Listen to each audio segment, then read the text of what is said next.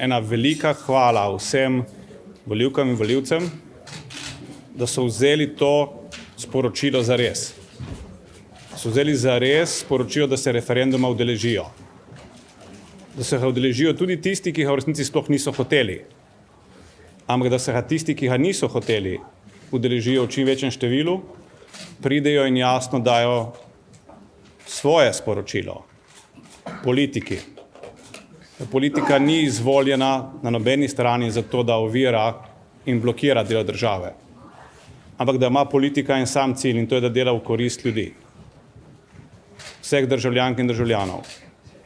In današnje sporočilo je bilo jasno in glasno. Ne samo udeležba. Predvsem to, s kako prepričljivo večino so ljudje povedali politiki, naj se neha hecati iz države in naj začne opravljati tisto nalogo, za katero so jo ljudje izvolili in za katero jo ljudje plačujejo. In to je, da začne delati v korist ljudi in za prihodnost. Jaz si samo želim dveh stvari. Da je danes politika spoznala to, da se z referendumi ni za igrati.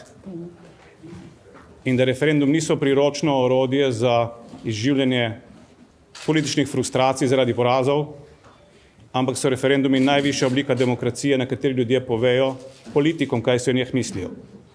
In danes so zelo jasno povedali, kaj si mislijo o predlagateljih referenduma. Ne pričakujem, da bo kdo odstopil, tudi v penzijo najverjetneje nihče ne bo šel, vsaj ne še jutri.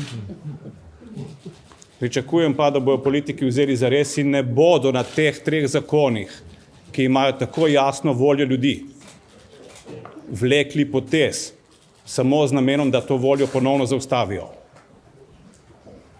Pričakujem, da bojo politiki ponižno sprejeli to, kar so danes ljudje sporočili. In se politiki vseh barv potrudili, da to voljo ljudstva tudi udejanimo. Ne pa, da poskušamo uporabljati nove in nove ovire na njeni poti uveljavitve.